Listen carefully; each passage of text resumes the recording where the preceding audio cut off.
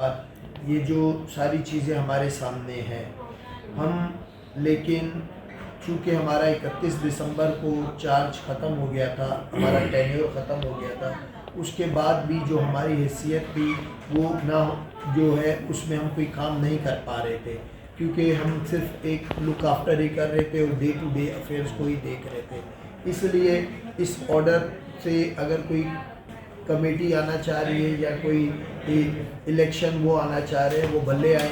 Karachi bar association की cabinet उसको supervise करेगी, हम कैबिनेट मौजूद है, हम उसको सुपरवाइज़ करते रहेंगे और हम उस चीज़ को उसके मुताबिक देखते रहेंगे।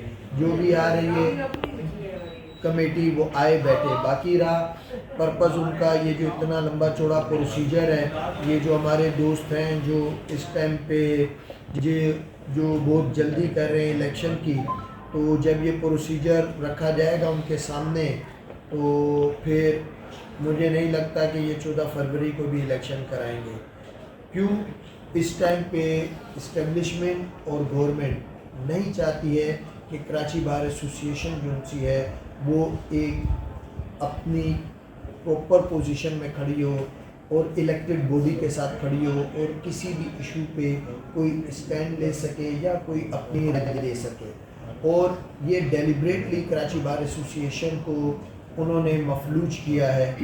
लेकिन हमारे पास इस टाइम पे दो ऑप्शन थे, या तो हम अपना इलेक्शन कमीशन देते और डेट देते, बट एक मैसेज ये जाता है कि शायद हमें कोई इंटरेस्ट है या हमारा कोई ऐसा फ़ायदा है कि हम सीट पे बैठना चाहते हैं, तो हमें सीट के पे ना बैठने का इंटरेस्ट है, ना हमारा कोई इसमें कोई फ़ायदा है। हम सिर्फ एक चीज़ चाहते हैं, वो ये है कि इलेक्शन टाइमली हो। और हम उम्मीद करते हैं कि अगर सिंध बार काउंसिल ने ये बेड़ा उठाया है और वो तमाम लोग जो इस चीज़ को चाह रहे थे कि भाई सिंध बार काउंसिल आगे बढ़े और अपना रोल प्ले करे, तो हम उम्मीद करते हैं कि वो सब मिलकर कराची बार एसोसिएशन के इलेक्शन की भी डेट देंगे और कराची बार एसोसिएशन की जो सा है ये जो इश्यूज चल रहे हैं जो relevant to the election commission, उसको भी वो रिजोल्व करेंगे।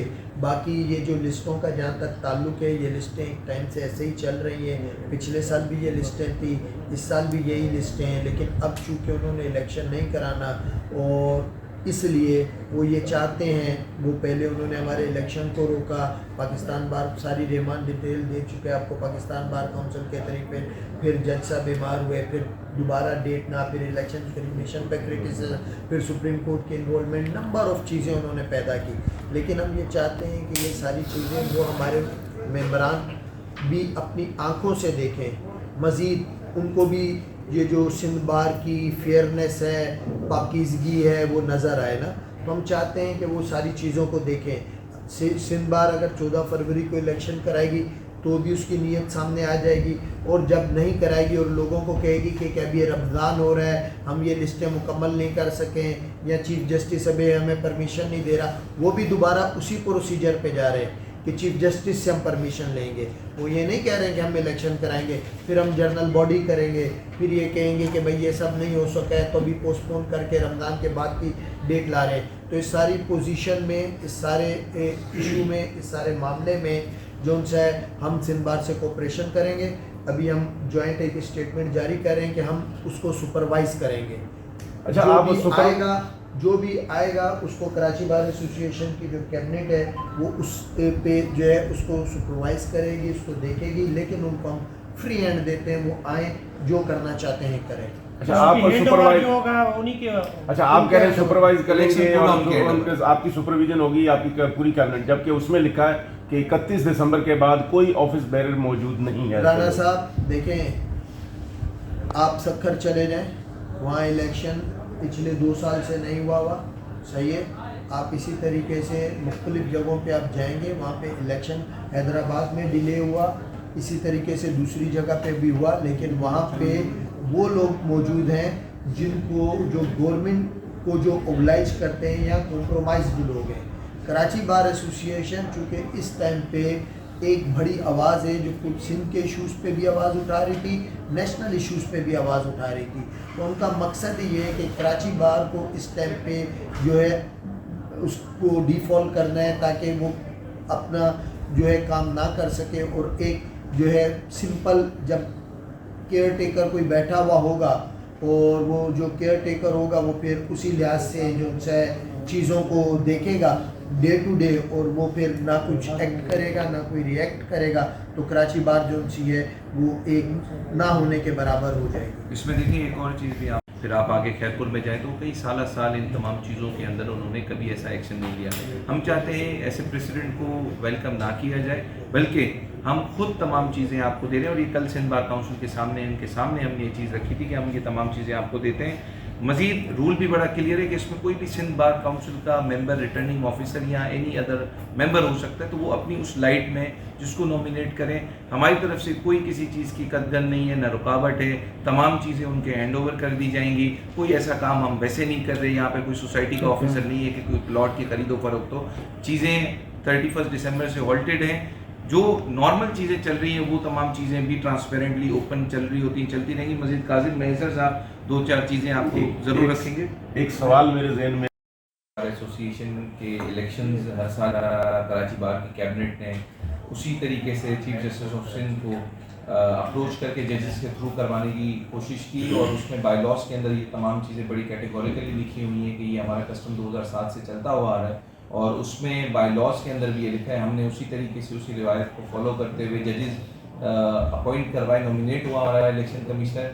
सबसे पहले इंपॉर्टेंट ये है कि देखिए 13 तारीख को इलेक्शन डे था, जो कि बाय लॉस के हिसाब से सेकंड सैटरडे ऑफ एवरी दिसंबर होना है, लेकिन उस दिन पाकिस्तान बार काउंसिल इन्वॉल्वमेंट करती है, और पाकिस्तान बार काउंसिल किसके हाथ में है, वहाँ पे कौन उन तमाम डोरों को खींचता है, वहाँ पर किसके फैसले दिए जाते हैं, वो खामोशी इख्तियार करते हैं, तो फेवर करते हुए किसकी फेवर कर रहे होते हैं, वो इंटरवीन करते हैं कि जनाब हमने दानिस्ता तौर पे या गैर दानिस्ता तौर पे पाकिस्तान बार का इलेक्शन इस दिन रखा है, तो आप इस दिन यहाँ पर ये इलेक्शन मत करवाएं, क्योंकि आपके दो मेंबर्स भी शायद इसके अंदर कॉन्टेस्ट कर रहे हैं, उनको भी वोट देने का हक रखते हैं। फिर वो नोटिफिकेशन आता है जिसके ऊपर तमाम कैंडिडेट्स नॉमिनेटेड इलेक्शन कमिश्नर के पास जाते हैं, और वो 18 तारीख हो जाती है।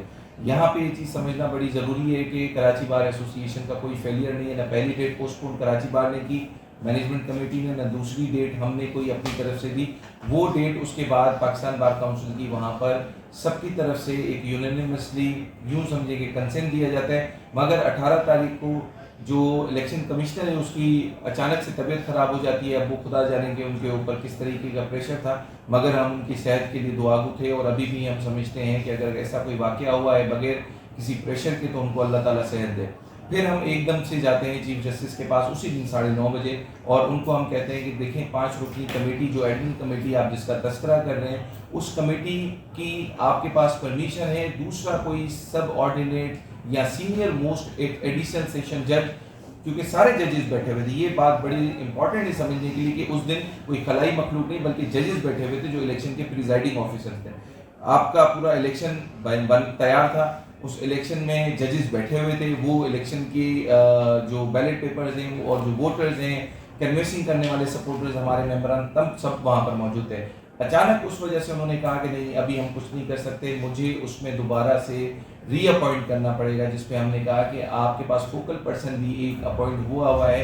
वो फोकल पर्सन का काम ही ये था कि इलेक्शन के अंदर अगर कोई मामला आ जाते हैं, कोई ऐसी चीज़ आ जाती है जिसके न्यूज़ वगैरह हैं, या किसी का पोलिंग स्टेशन नहीं मिलता, कोई मामला होते हैं, या इलेक्शन के अंदर कोई इशू आते हैं, रात को 2, 3, 4 बजे जब इलेक्शन फाइनल रिजल्ट कंपाइलेशन की तरफ आएगा, तब जो नॉमिनेटेड इलेक्शन कमिश्नर है उसने साइन करना, सिर्फ उसकी वो अथॉरिटी, उसने सिर्फ वो पावर एक्सरसाइज करने, बाकी तो रिजल्ट कंपाइल होकर एक जगह से आते हैं।